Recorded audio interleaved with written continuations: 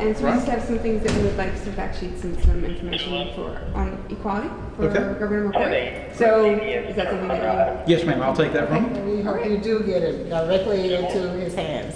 I do whenever y'all deliver something. Yes, ma'am. I think you'll enjoy reading it. Thank you. Thank you. Thank you. Y'all have a good afternoon. Thank you too. Thank you.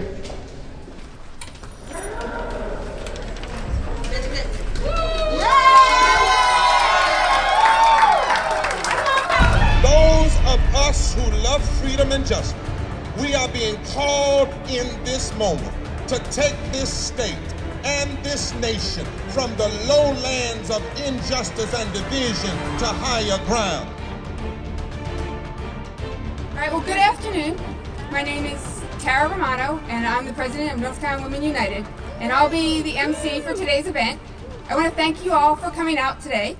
We know as women that we're all terribly overscheduled, and you know, women are workers, and today's a work day, and women are moms, and a lot of mothers are picking up their kids from school right at this time, so we really appreciate all of you coming out today. Yes. We're gonna kick it off with Rabbi Diener is going to start us with the call to action, and then Olinda Gillis, who is with our partner, Women in the NAACP, with the North Carolina NAACP, she'll kick us off with a welcome, and then we're gonna start our piece on voting with Tayon Dancy from the Delta Sigma Theta sorority. She's gonna talk about. She'll be talking about the women's struggle for the vote, and then we're gonna get a quick song about the struggle for the vote from the Raging Grannies. So let's get started. Well, my friends, we started this march with the shofar, which is our call to action. The shofar calls us to return to the core values of human existence. It is the call to return to our highest selves. It is the call to the Holy One of Blessing, to let the world know that we want to bring blessing back into the state of North Carolina. And so today, as we march and hear the call to come together, we call on our elected officials to examine the inequality in the lives of women in North Carolina. From the Holy Scriptures, we are taught in the book of Numbers of the plight of the daughters of Zelophehad. Here we are taught of the place of women in an era where women were measured only by their father or their husband. And yet, even in biblical times, even when women had no rights, the daughters of Zelophehad came forward. The daughters of Zelophehad spoke and brought their complaint straight to Moses. To the seat of leadership they came, and they demanded protection and fair treatment. They disputed the law that discriminated against women, and God granted their portion. We stand here today like our foremothers, the daughters of Zelophehad. We bring our complaint straight to the leadership of North Carolina. Hear us loud and clear. We are women and families, and the issues we care about matter. We matter.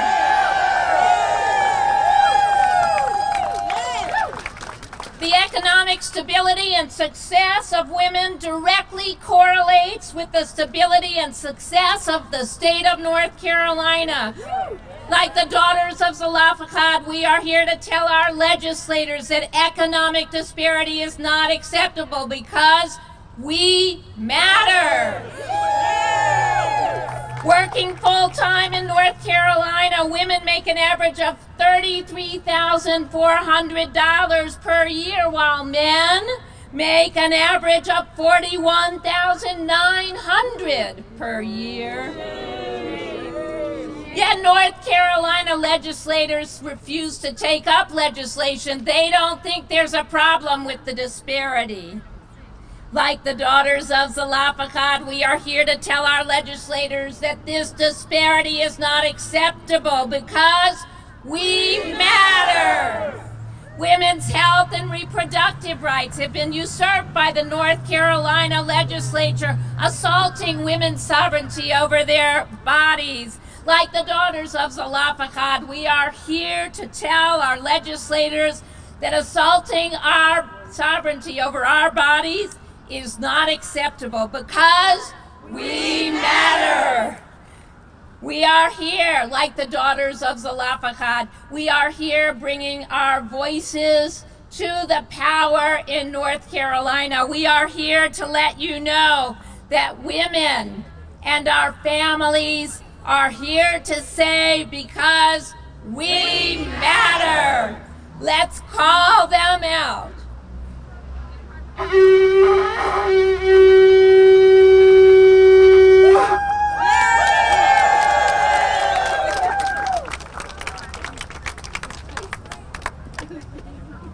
Good afternoon. We matter. Welcome. We have set aside this day to honor women. 94 years ago today, in 1920, when lynching of our sons and fathers and thousands of black men happened on a daily basis in the South and was the major issue of 11-year-old NAACP. The nation decided to let women vote, but only white women got the real benefit of this great step forward. The struggle to vote for black women and black men continued for 45 more years, only because of a mass movement that cost the lives of 4 black girls in a Birmingham Sunday school in 1963. Hundreds of black and white women beaten, hosed, jailed, and murdered in that exciting, dangerous decade from 1955 to 1965 was the Voting Rights Act passed. Letting those of us with darker skins in a sacred ballot box across the South. Now, the all-white Tea Party is trying to eject us from the sacred ballot box. That's right. Only over my dead body. For too long, women have been put in the back of the bus of democracy, and black women have been put way in the back of the bus. Today, we bring black, white, Latinas, and all women together. We are all sisters. Sisterhood and powerful we use today. Sisterhood and brotherhood, this is more powerful. We all are in this together. I'm happy and I'm proud to announce that the other 18 states, including almost every old slave and Jim Crow state in the South, are holding more action in their state capital this week. On Thursday, the anniversary of Dr. King's sermon about his dream of us going forward together. There will be simultaneous marches around the state capitol in every old Confederate state. As we begin the long march to complete the reconstruction of our southern region and make real Dr. King's dream. On behalf of the North Carolina NAACP, Reverend Dr. William J. Barber, our president and women in the NAACP, I welcome you. My dear sister, Tara, and the women of the United, and my other dear sisters, I want to leave with you with an old African proverb: when you strike a woman, you strike a rock. And I also want to leave with you a song that my grandmother and my mother taught a long time ago, that some of us have been in this fight for a long time. I don't feel no ways tired. I come too far to turn around. Nobody told me that this road would be going easy, but I don't believe he brought me this far to turn me around and to leave me.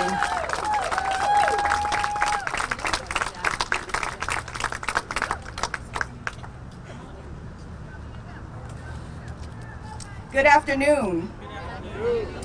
I am Tayon Dancy, a resident of the town of Apex and a member of the Western Wake Alumni Chapter and the North Carolina Social Action Committee of Delta Sigma Theta Sorority Incorporated. I am representing the North Carolina Social Action Chair, Esther Harding, of the New Bern Alumni Chapter. The South Atlantic Regional Director is Andrea Jeffries, and our national president is Dr. Paulette C. Walker, and they both send you greetings. Over 100 years ago, Delta Sigma Theta made history as its 22 founders showed the world Delta's commitment to public service, social action, and change. On March 3rd, 1913, less than 2 months from us starting this great organization, Deltas were the only African American organization represented at the Women's Suffrage March. Today is no different, my friends. We continue to focus on removing any barriers aimed at hindering and preventing the equality of women everywhere. We are women. We try to change. After the 15th Amendment became law in 1870 to allow all men over the age of 21 to vote, many African American male voters in the South were disfranchised. Even then, women were pushing their husbands, their brothers, their sons, their friends, and their community to drive change. We are women, and we drive change.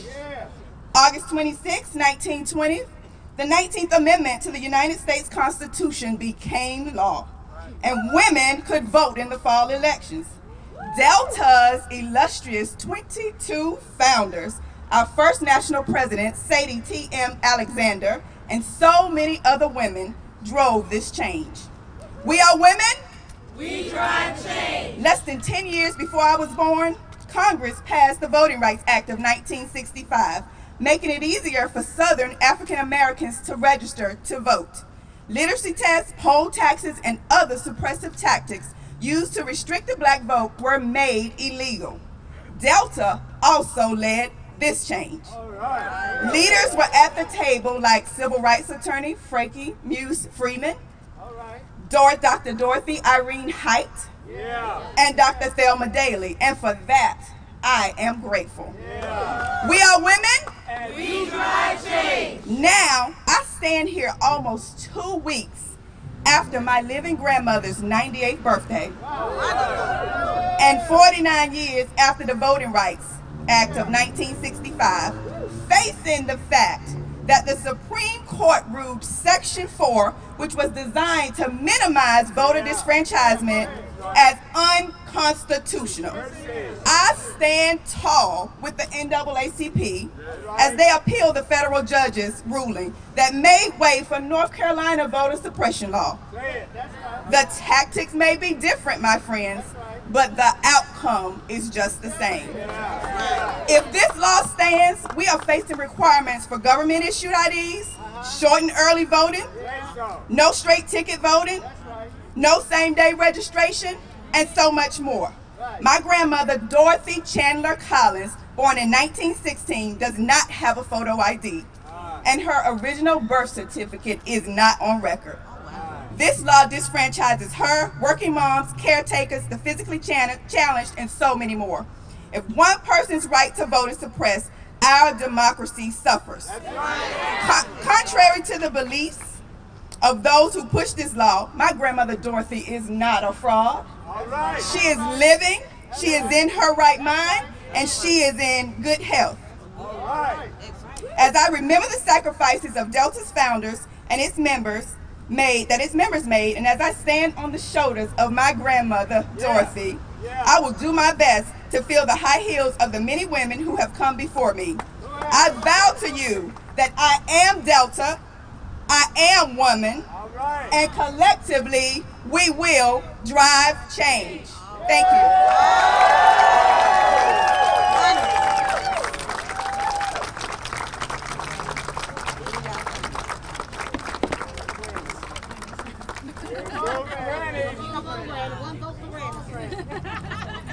You know, there's another old saying, and that is, if Granny ain't happy, ain't nobody happy.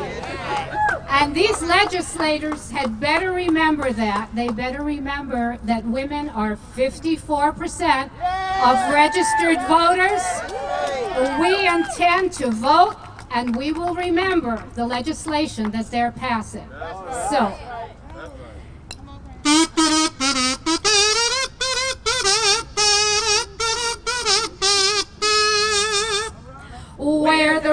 raging grannies, and it's turning our hair gray to think that men in suits are taking all our rights away. We fought these fights before, and now we fight again today. Not one step back, no way. They think that they can keep us down, but proudly we will stand to keep choice free for women and to keep our families planned. We won't go back to hangers if our right to choose is banned. Not one step back, no way. No more dying in back alleys. We'll keep raging at these rallies until all women everywhere are free to have a choice. Not one step back, no way.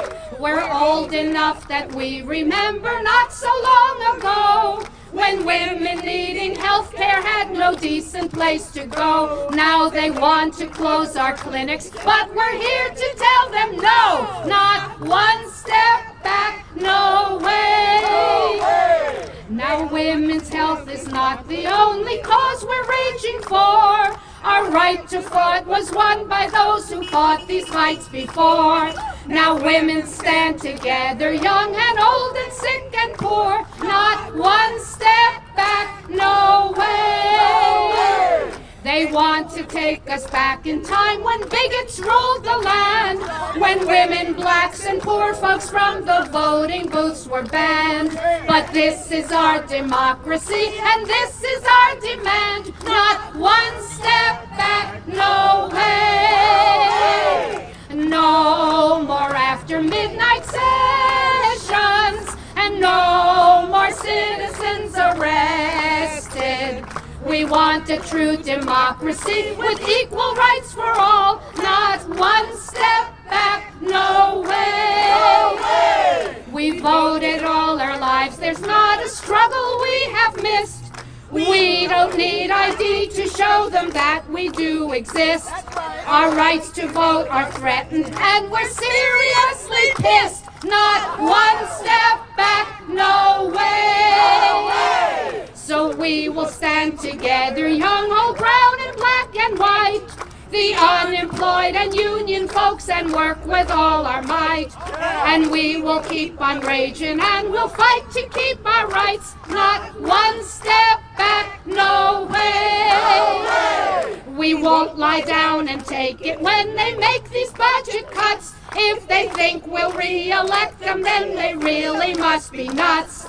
We're 54% and we intend to kick their butts. Not one step back, no way. No more after midnight sessions, and no more citizens arrested. We want a true democracy with equal rights for all. Not one step back, no way.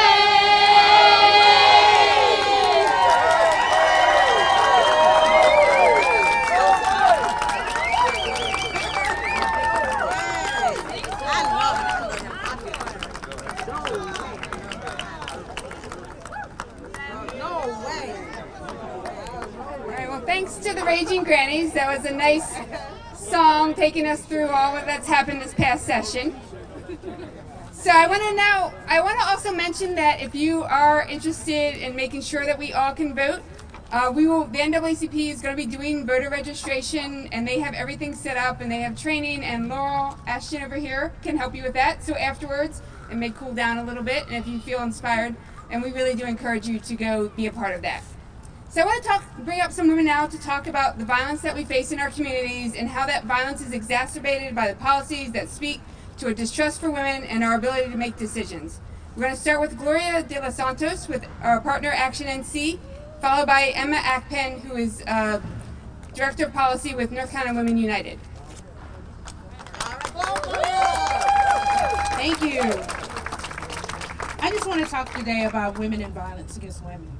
As a mother of two little girls, this is something I'm very passionate about. I'm wondering if this is going to happen to them or somebody else's child that is out there. It is something that is more often that I should think about and agonize over. Let me give you some facts. Every 9 seconds in U.S., a woman is assaulted or beaten. Nearly 1 in 5 teenagers have been in a relationship where they've been assaulted by a boyfriend or a significant other. This violence or self-harm is presented with a breakup. Domestic violence is a leading cause of physical abuse to women and children every day in the U.S. 92% of women surveyed listed domestic violence and sexual assault as their top concern. Domestic violence victim loses nearly 8 million days of paid work days in U.S. alone. That's equivalent to 32,000 full-time jobs. It is also the state that men who have stated that if men who have witnessed their parents in domestic violence are twice more likely to domestic their sons and their wives. This has got to change. We got to do something about it. This is a revolving cycle. We're losing the war on guns, and we're losing our children in the war itself. Last year, October, North Carolina policies went into effect, allowing our guns to be in places where our families and our children eat and play. More than 30 people lose their lives to guns daily in the U.S. In North Carolina, it's 11,012 people lose their lives every year, and possibly more. In addition to those that are killed or injured, there are countless others that live together and forever changed by the death and injuries of their loved ones. As women, we must fight for what we know and we believe in. We must fight for our children's rights. We must fight for a safe place for them to play. We must fight for our schools that are struggling right now to teach our children. We must fight to have a voice and be heard and have these issues and demand for them to be spoken and listened to. We must fight for our right. And this is the demand that I want to issue out. We must teach our young boys and girls that rules and equalities and respect. So as they grow up, gender equality becomes a natural way of life. We must demand that we receive 100% of equal opportunity. We must hold our government body accountable for all the insensible laws that they have created that is unjustly to all of us women. North Carolina, you're going to hear me. And you ain't going to hear not just me, but you're going to hear the women.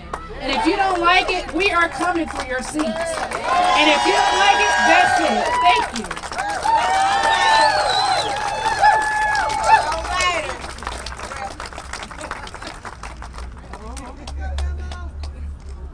Good afternoon. My name is Emma Akpan, and I'm a woman of faith, and I need reproductive justice. I'm a young woman with a master's degree, so as you can imagine, I have a considerable amount of student loan debt. I'm happy I have the chance to wait until I can raise a child without having to worry about feeding or housing that child. I still remember the day when I went to the pharmacy and my birth control was free. It meant I had an extra $30 in my pocket, maybe to add to that very high student loan bill. I know that if I need reproductive justice, every woman needs it, standing here needs it too. Because reproductive justice spans further than my right to affordable birth control and safe abortion, but it's about a woman and a child's right to life. Reproductive justice cares for the whole woman, body, and spirit. No young woman should have to ask her boss to approve her birth control.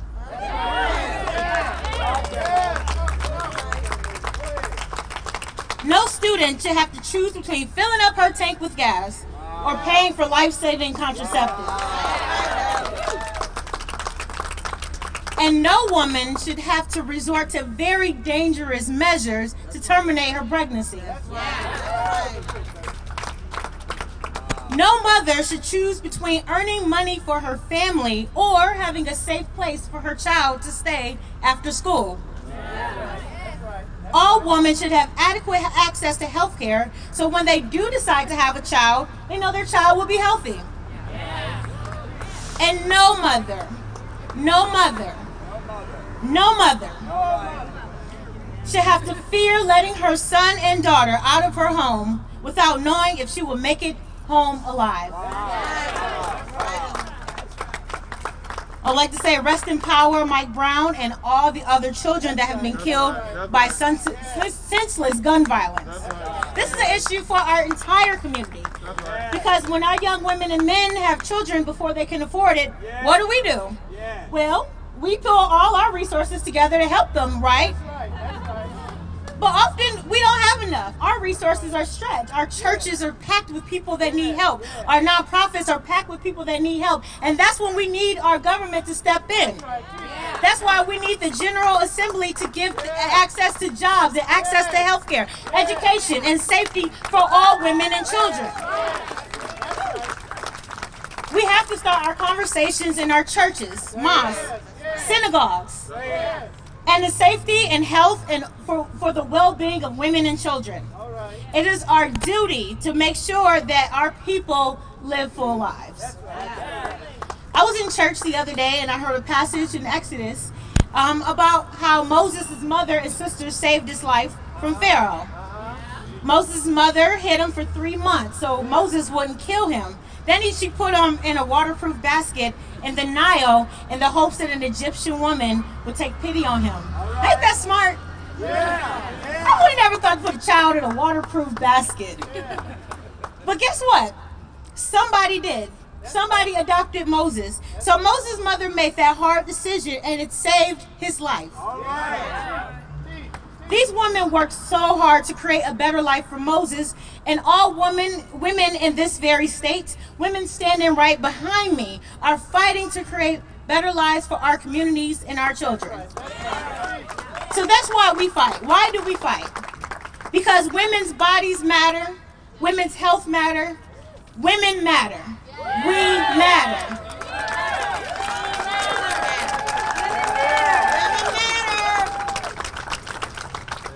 Thank you, both Gloria and Emma. And I want to bring up now, we were talking about how hard we work and all the things that we do for other people, and we want to talk about a little bit about economic security. And that's something, why it matters for women, and it's something that we don't talk about very much even in our progressive circles. So we want to bring it up and talk about it here. So Janine Sato from NC Moms Rising is going to talk about paid family leave. Jolanda Ware from Working America is going to talk about Medicaid and unemployment insurance. And Shayla Arias, also from Moms Rising, is going to talk about childcare. So, coming up. Woo! Good afternoon. Thank you all so much for having me. I'm Janine Sato. I'm one of 37,000 North Carolina Moms Rising members across our state and more than 1 million nationwide. 7 years ago, we began working toward expanding family leave for families in North Carolina. This includes paid sick days, expanded access to Family Medical Leave Act, and paid family leave. In that time, the state of North Carolina has done little to nothing to support families in this way. And it's time to change that. Currently, 40% of workers in the U.S. are not guaranteed access to even unpaid family leave after the birth of a child or to deal with a serious family illness. And for those who do have access, they can't afford to take it. No wonder having a baby is the leading cause of poverty spells in our nation. That is a shame. In the South, only 11% of private sector workers have access to paid family leave. 11%! Nearly half of the state's 1.4 million North Carolinians do not have access to a single paid sick day to care for themselves or a family member. It's no surprise we often hear from mothers who have lost their jobs due to a child's illness or have been forced to send their children to school sick or hide them at work so they don't lose a paycheck for their family. My story started when I was denied unpaid family leave after the birth of my first child because of one of the many loopholes in our law. I thought I had this job protection, but I was in fact forced back to work too soon or I faced losing my job. I was one of a large group of people unable to take even unpaid leave after the birth of a child. Under the current law called the Family Medical Leave Act, grandparents, siblings, same-sex partners, and those who work for small companies, or in my case, those who work for large companies who geographically separate their employees, are not eligible for unpaid family medical leave. No. Crazy. Research has shown access to paid family leave and paid sick days is good for business, good for families, good for public health. North Carolina has had many, many chances to do the right thing. The Healthy Families, Healthy Workplaces Act, which would allow North Carolinians to earn a minimum number of paid sick days, has been introduced every legislative session since 2007 and has received no meaningful attention. The Caregiver Relief Act, which would expand the definition of family under the FMLA to include siblings, grandparents, grandchildren, step-parents, and parents-in-law, was first introduced in 2011 and since has seen no movement. It goes on. In 2009, the Legislative Study Commission on Work-Family Balance was set up. This committee, after the 2010 elections, I might add, did not ultimately make any recommendations, and there's been no action since. This is unacceptable to me and us. Our lawmakers need to hear that we matter. Our struggles to be both good family members and good employees matter. We matter. North Carolina families need workplace policies that enable them to make their families and our economy stronger. That's right. Now is the time to take action to expand paid family leave bills in our state. Thank you. You are women and you drive change.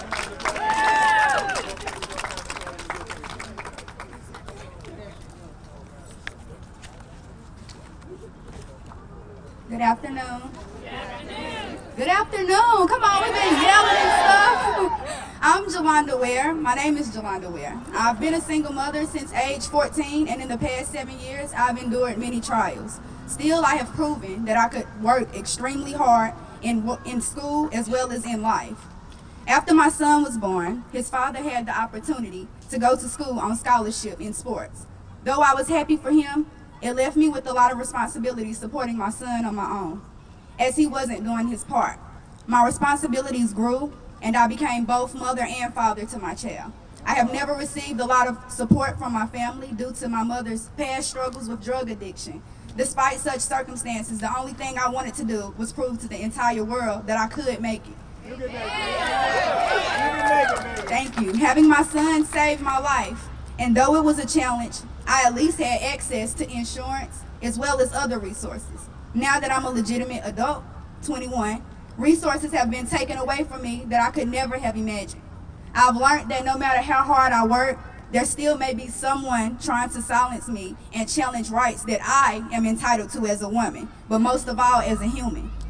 For the first 2 years working on campus when we closed for summer, I received unemployment. But because we've gotten a new governor who isn't interested in assisting people unlike himself, my unemployment benefits were taken away without warning. And though they weren't much, I needed them. I depended on them. Medicaid was denied to me at first, and after 2 more months, I qualified for North Carolina Health Choice. I'm grateful for that, but we live in a society where we aren't even guaranteed this. We live in a time where people are losing necessary services and assistance. My responsibilities are extravagant as a young woman, so I know yours are too, no matter how old you are. I've had to overcome so many challenges in my life, and people have had the whole time. People have been trying to label me and call me a statistic, even when I've already proven to the world that they are wrong. I'm a survivor who's paving the way for other women like myself. We've all had to grow up. Some of us no support, some of us did, but it's never taken away who we are and what we stand for as women. You tell the world about your struggles. We shall overcome and we shall win, but we have to support each other and we have to fight. As women, I want us all to stand together because we've always fought for what it is we believe in. That's right. Not just in 2014, but from the beginning of time. We've always mattered. We have to be that change that we are fighting to see. We should be equal. We should be equal to our male counterparts. We should have access to health care, and we should be able to finish school. That's right. The truth is, without us, the world stops. Without women, who we are as people in our lives, the world stops. I have a plan, and I'm sticking to it no matter what. I'm a senior at the North Carolina A&T State University. If I can do it, anybody can do it. I need all of us as women to stand together. Will you help me? Will you help us? Thank you.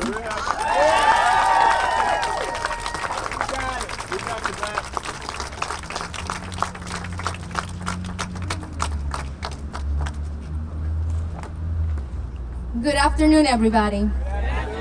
My name is Sheila Arias, and I'm a Mexican mom of 2 children, one with special needs, and one more than 37,000 members of Mom Rising in North Carolina.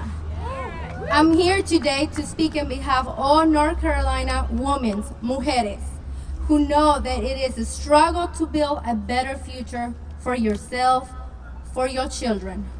For the women who understand the challenge of being both caregiver and breadwinners. For the woman who has seen her family's economy security threatened over and over by the decisions being made here in Raleigh. North Carolina leaders are sending the wrong message to parents working hard to better themselves and to create opportunities for their families. Last session, NC lawmakers eliminated the state earned income tax credit. The state EITC is a small but vital support that helps more than 900,000 low wages workers by allowing them to keep more of what they earn. I know how important the EITC is personally. I'm currently earning my bachelor's degree in psychology, but I don't have a college degree yet. Before I started working with Durham Early Head Start, I was a single mom and a college student, and my family was one of the 1,000 benefiting from the EITC. It's not a giveaway or a handout. It's a way to help hard-working people make ends meet, handle unexpected life emergencies. In 2012, the state EITC benefited nearly 1.2 million NC children, helping them lift them out of poverty and allowing their families to meet basic needs such as shelter, food, utilities, transportation, and child care. More than 65,000 military families rely on the state EITC to make ends meet. Its elimination will have deep consequences for families at a time when 1 in 4 North Carolina children already live in poverty, and 70% of North Carolinians live in food insecure households, not sure if they're going to have enough to eat. And it is not just an EITC. This session, lawmakers change eligibility guidance for child care subsidies that make it possible for moms like myself to work and support families. My family will see an increased child care costs taking up a large part of already tight family budget, as many of us. 12,000 children must between the ages of 6 and 12 could lose their subsidies and their spots in after-school care altogether. This is not a minor change. In a state where 61% of low-wage workers are women and 42% of working mothers are their family's primary breadwinners, it will have served consequences for many families who child care studies have become unaffordable and could place their children at risk if parents are forced to choose between work and leaving their children in potential unsafe situations. It's honestly overwhelming to think about what this will mean for my family and so many others. Our state leaders are trying to tell us that there are not enough funds to support the public investment that makes North Carolina children and families strong. They are pitting programs and families against one another in a scramble of crumbs. But what they're saying is not true. It is a choice. Last year, lawmakers passed a revenue package that's going to cost us $5.3 billion in revenue over the next 5 years. That shortfall will have to be made up through even more budget costs to education, health, safety, and other service families need, while well in North Carolina and corporations benefits from massive tax breaks. Instead of shrinking the pie and leaving us with fights over the crumbs, we need to be talking together about how we can build North Carolina where everyone can thrive. That's right. That's right. These decisions have real impact on families' lives, and I'm here today because I want to make sure that our state leaders understand we matter. We matter. Women economic security matters. Women equality matters. Each and every one of us across the state matters, and our voices need to be heard no matter what race we are. Thank you. All right, thank you. It is hot out here, y'all, and so we are in the home stretch. So I'm going to bring up now Trina Thoughts, who is going to give us some spoken word.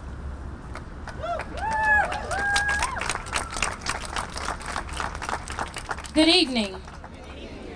I would like to dedicate this to all the beautiful women here today. But this is also in memory of my grandmother, who was a gardener, and my other grandmother, who always wore a rose in her hair. Splendid beauty, beholding to the eyes, her velvety touch will mesmerize. Delicate petals, so soft and tender, she's smooth as silk, all earth surrender. She stands alone, outshining the rest. She's nature's first choice, the best of the best. The bud's heart blossoms, an aroma so sweet. She's a symbol of love, life circle complete.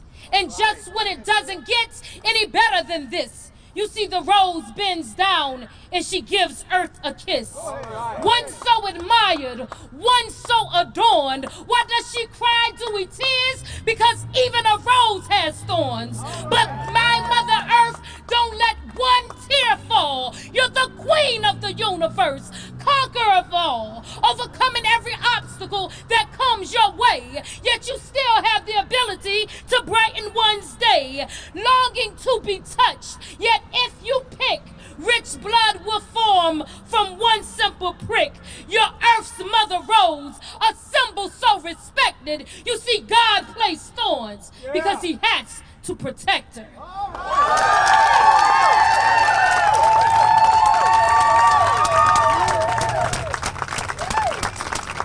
Thank you, Trina. That was a fantastic wrap-up. I think we all know who matters. Can somebody tell me?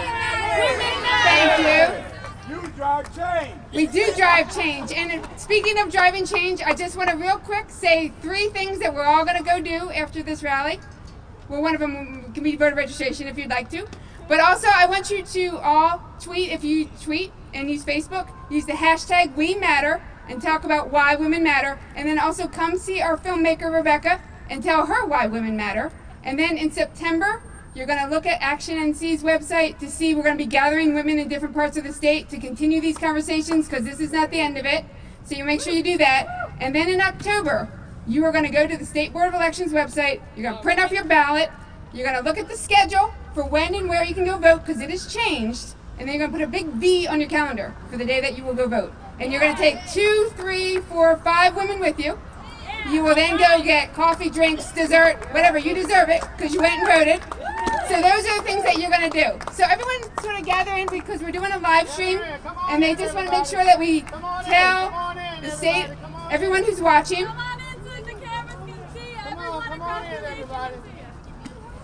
So I want to say thank you everyone for coming, everyone who put this together. As teachers, moms, caregivers, students, women have been the face for workers' rights, Medicaid expansion, voting rights, and violence prevention. I've heard that 2/3 of the Moral Monday arrestees were women, and I know that the first Moral Monday arrestee was a woman. And I know for sure that a huge part of the Moral Monday organizers and speakers have been women. We power this movement. Women power this movement, and we are the change. Who matters? We matter! Thank you.